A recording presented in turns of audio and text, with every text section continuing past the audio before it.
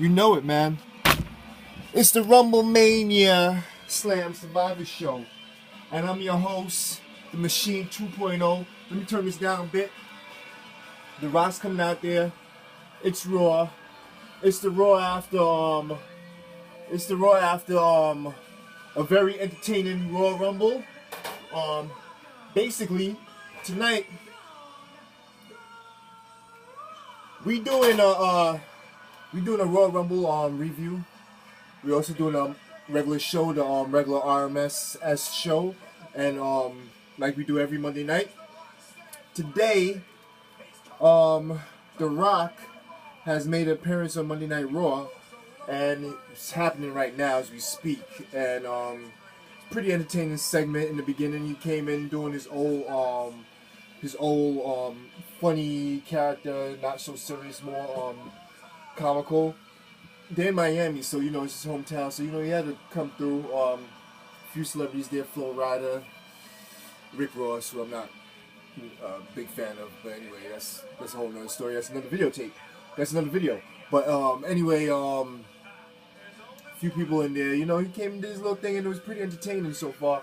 Don't know what else he's about to do right now. I don't know if it's a big announcement. He's definitely going to be in Mania. Don't know which capacity. Don't know if it's going to be in a physical capacity or just like a host, or just doing what he did like 2 years back when he did what he did with Hogan and Stone Cold. So I'm gonna let this play a little loud. I'm gonna pick up on a few things that he hear.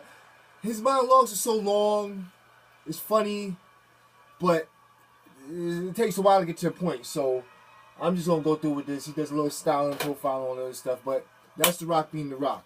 Anyway, long story short, let's get back to what happened last night at the 30th Royal Rumble match, which was pretty entertaining. It was very different than most Royal Rumbles. That's the best word I can use for it. Different. As far as predictions and stuff of that nature, let's go to the predictions. Like I stated before, I had in the video I just did last night, right directly after the Royal Rumble, I had to let this marinate a little bit before I came out with my opinion on what I think about my predictions. I'm gonna turn this down a little bit, pretty loud. So anyway, my predictions, I was 4 out of 5. You're just not gonna overtalk me, Rock. You're just not gonna overtalk me. But anyway, I was 4 out of 5. I picked and I went to my own horn about it, but I think it's a pretty damn good percentage. I had Charlotte retaining. I had Ambrose retaining. I had Kalisto over Del Rio and becoming the new champ. I had Triple H becoming the new champ, but I missed it on that Uso. I had the Usos, but New Day retained, and at the end of the day, it made more sense for New Day to keep the belts. All right, so let's talk about the first match last night, which I think was well done. Kevin Owens, Dean Ambrose, great match. One of the better matches I've seen for the IC title in a long time. One of the best pay-per-view matches you've seen in a while. They had a lot of bumps that went back and forth. A lot of different angles, a lot of different big moments. They threw Kevin Owens into Michael Cole. Kevin Owens took a lot of bumps. Kevin Owens did that little move off the top rope with Ambrose where he twists like a corkscrew him into the table. A lot of different things. They're doing a lot of different things with the chairs, and they just really went at it. Last man standing match, and at the very end of the day, as expected, anytime you see somebody set up 2 tables or set up a big whatever contraction to put their opponent to, is always them the ones that go through the table. So anyway, with that being said, Dean Ambrose ended up finding a way of putting Kevin Owens through the 2 tables that he had stacked up upon each other and retained the title. Alright, let's see what Rock's about to do here. Let's go talk to Flo Rida. What's your name?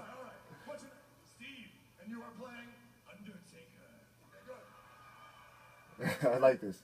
Brother, and you are playing Hulk Hogan. Wow, the weed is good in Miami tonight, obviously. Okay. Now I gotta go to you because you're my man. Okay, what's your name? John. And you are playing the most handsome son of a bitch on this. Yes. Give me some. Oh, that's a little too much. All right. I saved the best for last. They was chanting out Macho Man's name. They wanted him to stand up the whole for the crowd was live. Last night in Orlando and tonight.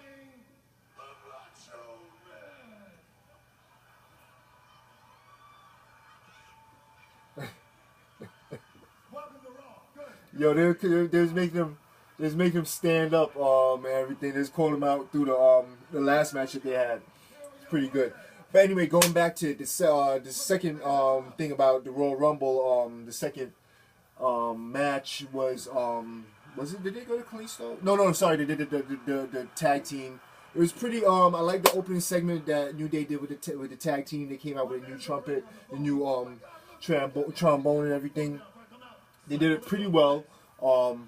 It was entertaining, but then the crowd kind of died for the match. They wasn't really into the match. The crowd was red hot for the Kevin Owens, and I think that was a great way of starting off the Royal Rumble.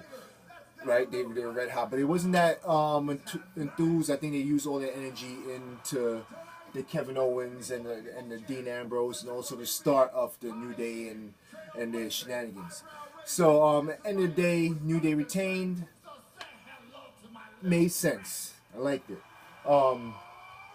Oh, nice. They're gonna have New Day come out there.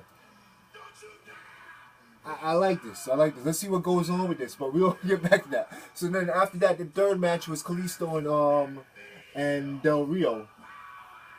Kalisto and Del Rio, short match. Wasn't that? They got straight to the point. Honestly, I watched it. Wasn't that interested in it. I think Kalisto had a botch in it, and they end up giving Kalisto the belt, and it was pretty short, quick 10-minute match, pretty much a replay of the two previous matches they had on Raw and SmackDown, but a little bit more tame for some reason.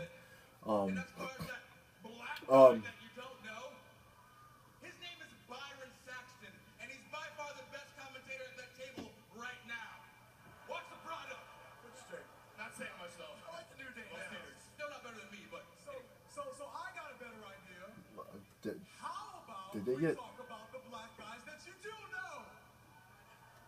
Talking about the New Day. New Day. Okay, great. So Who whooped the Lucha Dragons? Charlotte.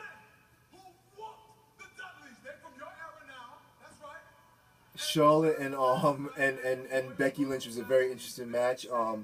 The match was pretty much a imitation of all their previous matches, however, till the end, when they had a little twist. Ric Flair interfered as expected because he's there. He's in their heels. He's there at the ring, so he's going to interfere. Kind of knew she was going to get screwed at the end. She looked strong, but at the very end, after the loss, Sasha Banks came out. Crowd went crazy. Crowd popped. Good segment. Good intro into what I expected to happen was a Sasha Charlotte rivalry. With that being said, Sasha came straight into the ring, kicked Becky Lynch out and said this is her time. So I guess speculation is that it's gonna be a triple threat because she attacked Becky and Charlotte. And before she attacked Charlotte, she made it seem like she was going to team up with Charlotte.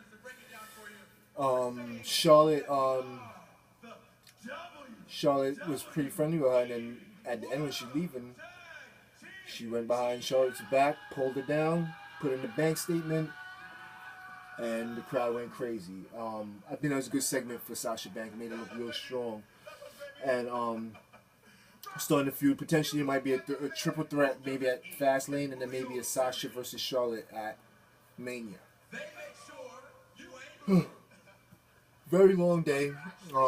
It's Monday. I'm very tired. But anyway, so let's before we even get to the main crust of the pay-per-view, let's go to the pre-show. I forgot to mention that. So two guys had to qualify to be in the WWE match from this pre-show. They had Ascension, Dudleys, which Dudleys are two Hall of Famers. Mark Henry and Jack Swagger, and then some other team. It was such a horrible match. It just had to get it over with because they had a few botches in it, especially with the big guy in the Ascension, Connor. He messed up something. He ran in and just stood there. And it just looked so chaotic. They had the wrong guys.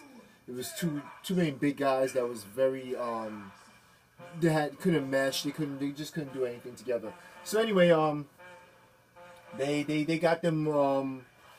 They gave Mark Henry and Jack Swagger. They gave Mark Henry potentially his last Rumble. They gave him a bone and let him enter the Rumble. So now let's talk about the Rumble itself. Roman started. Rusev was number 2. Reigns made quick work of Rusev. Got him out. He's waiting now. He's in the ring. Then all of a sudden you hear the rap song come on. You see on the board, I'm Phenomenal. And then AJ Styles was number 3. He came out and he was number 3. And the crowd went stupid. It got bananas. Of course, because it's AJ Styles. And this is the most anticipated free agent to come back to WWE in a long time. And let's make no bones about it. This is his second time back in WWE. He's back. He was here before, like in 2002, when he was doing dark matches. He did about 2 or 3 dark matches back in 2002, 2003 era. AJ Styles came out very strong. He lasted about 30-something plus minutes in there till he was eliminated till Mr. Kevin, Mr. KO. Perfect scenario. Have a heel, a big heel that they want to get that heel heat. Throw him out instead of like a Chris Jericho or another face. So Mr. Styles got eliminated 30 minutes into his WWE debut. The longest person staying in the ring that night was Jericho. Other surprises, there wasn't really that many surprises as far as surprise entries. Sami Zayn was pretty much predicted. They had a few spots. The Sami Zayn, they popped for that big time. They popped the Kofi Kingston Big E segment was when he was potentially eliminated, but then he jumped onto Big E's back, walked around the ring, stayed outside for a while. So then now let's go to the politics of the Royal Rumble match, the BS and the high points and all that other stuff. The BS, in my opinion, was, of course, if you've seen it, you know Vince McMahon and League of Nations came down and they came and they messed with Roman. They pulled him out the ring. Oh God, I'm so tired. So sorry. But anyway, they came out. I have a feeling that Francesco 2 is going to get, because that's the name of his new trumpet, because they came out with a new trumpet he introduced it last night. Francesco 2 is going to get broken again. Might be broken by The Rock. But somebody's getting rock bottom tonight. But let's go to what happened with Roman. Roman now, the rules are you have to get put over the top rope. He wasn't. He was pulled out from under the ring and he's beat down, so he was technically eliminated. He didn't go over the top rope. He was beat down, and then Rusev jumped on him while leaning him on the announcer table and crushed him. He was supposed to take out with a stretcher, and then he decided to walk back to the back of the locker room by himself on his own without the stretcher. In my opinion, the booking was stupid for that. Why? If you went back to the back of the locker room, wouldn't you think you're out of this match and you're no longer qualified to be in the match no more? and shouldn't be allowed to run back in because you're going away from the match. 2/3 of the match, he wasn't even in the ring. So it just didn't jive to me. It just didn't make no sense. Why didn't they just? And now you're gonna understand what I'm talking about, because let's leave that alone. Remember, he was pulled out from under the ring, beat down. So legally, he's not eliminated. So now let's.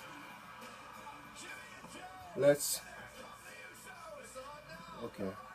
So 3 people getting beat down by 2 people. Logic. Alright, somebody got rock bottom. Told you that. Big E. Okay. They're the champs, but they're getting rock bottom. They're getting sunned.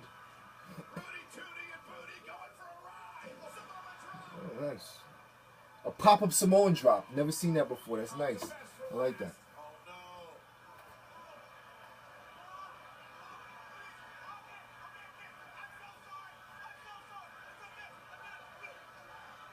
Ooh. Sperms. So, you don't even have...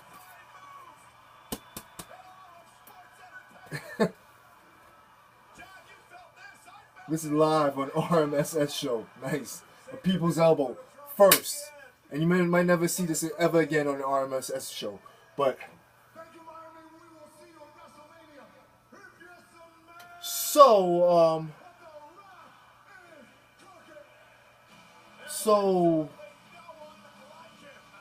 okay. We're gonna get back to the Rumble, but wait. Are they saying...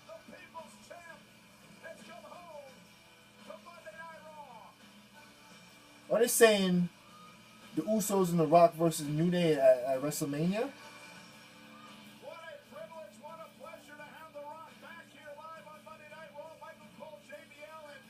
That could make sense.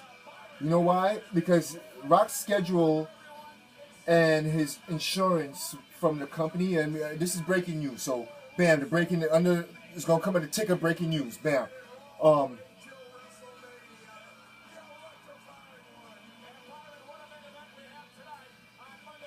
If what's the main event? All right. So anyway, that's the main event. So anyway, The Rock's insurance from his movie deals and all this stuff won't allow him to do a big WWE schedule, and his schedule alone won't allow him to do a big WWE schedule. So it would be hard for him to have a major feud with like one person, like say Brock Lesnar or something like that, because he won't be there to film as much. So if you do a New Day, because they have a voice and they can pretty much feud with Rock while Rock is absent, because they know how to talk on the mic. From seeing that makes a lot of sense to me. He doesn't have to really fight much in the match if he's doing a tag team match with the Usos. So this could work if that's what they just mentioned, and if that's what they really getting at when he said "I see you at WrestleMania." So that's just to be continued and to be determined later on. So the more we see, the more we'll figure this thing out. So anyway, let's go back to the Royal Rumble match, and I'm gonna load this down now so you can hear just me. So basically, let's fast forward. Let's leave the Roman Reigns situation when he's pulled out by the League of Nations. Let's skip this and go to when Brock Lesnar came out. So already in the ring, there's 3 Wyatt family members. When Brock Lesnar came out at 23, I think that was. He came out and he just kicked ass. He stared down Strowman. He clotheslined him, clubbed him. He was murdering people. He made people look like ants. And then he ended up eliminating all 3 Wyatts before Bray was in the ring. Bray, I think, came in at 27, 26, something of that nature. So, when he came out, Bray had all the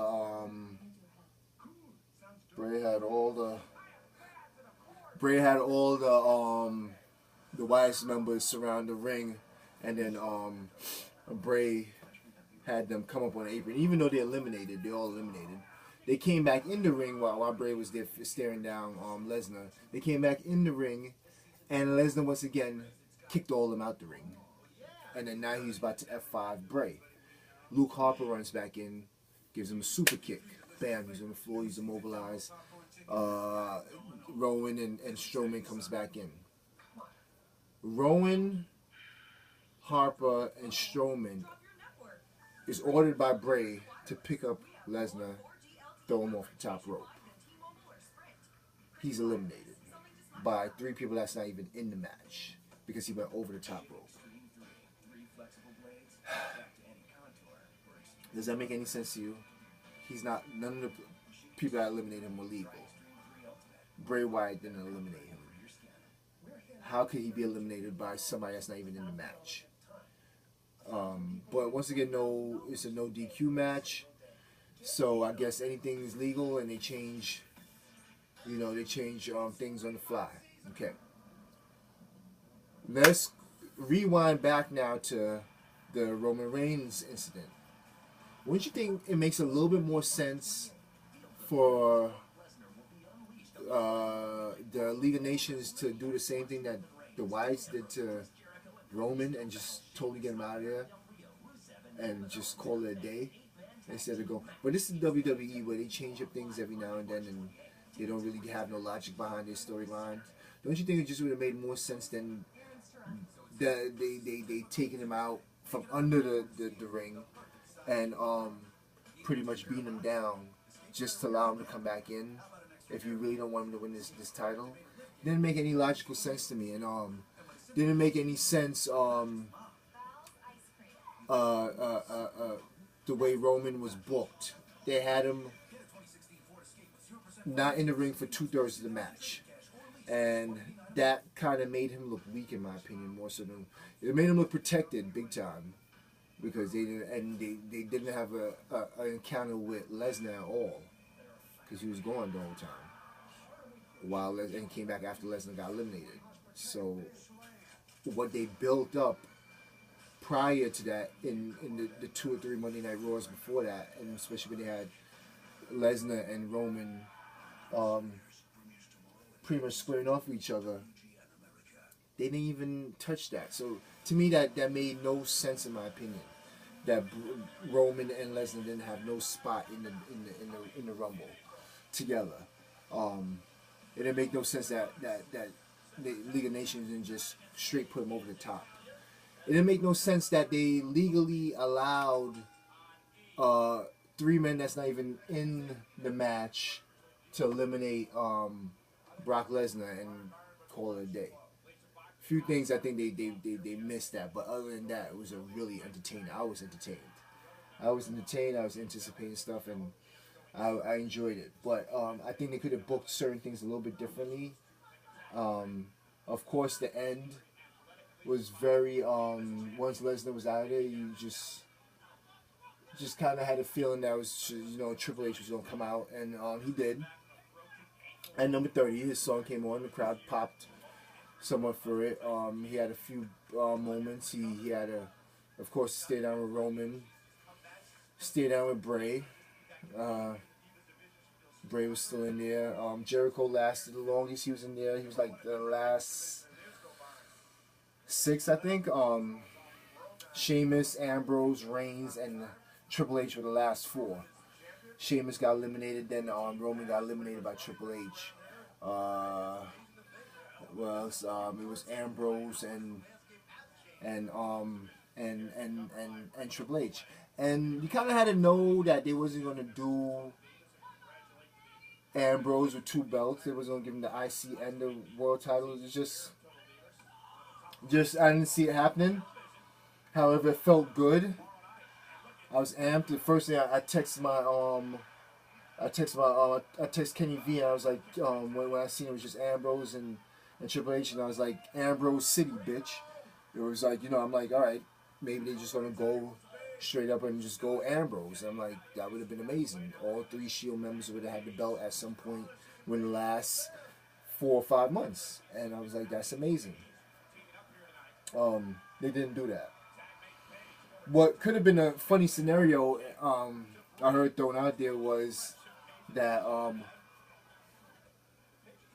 ugh, God, that I yawn. That would have been a funny scenario. No, a funny scenario would have been Roman Reigns get eliminated by Triple H, and it's just Ambrose and Triple H in the middle of the ring.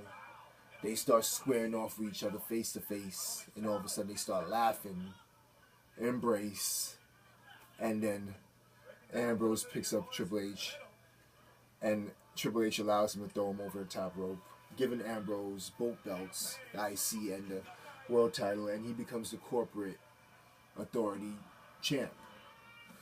And that's his official heel turn. That would have been extremely entertaining. That would have been water cooler talk. More so than Triple H, because at the end of the day, Triple H was predictive programming, predictive booking. Made sense as far as booking, but still was kind of surreal to see it. It still was kind of like almost a surprise to people that really don't pay, don't really put as much thought into what they think WWE is doing. But long story short, a letter grade I'll give the Rumble. I'll give it A minus, B plus. Very entertaining from the beginning to end. 3 hours. This is how you know it was entertaining, when the hours go by too fast. The 3 hours went by so fast, and it was pretty much. I was happy at the end. So at the end, it is what it is. It was WWE's road to WrestleMania now starts, and Raw started today. Triple H came out with the belt. They're looking to see who's going to be the number one contender to fight him at Mania. So what they're going to do? They're going to pick it. I think tonight or next week or whatever. The main event at Fastlane, the winner of the main event will fight. There it is. They already announced the main event of Fastlane. Tonight. They'll announce it tonight. But anyway, the main event of Fastlane will fight Triple H at WrestleMania for the belt. So, with that being said, that was my Royal Rumble review. Great Rumble. One of the better Rumbles I've seen in the past, easily past decade, past 10 years, and I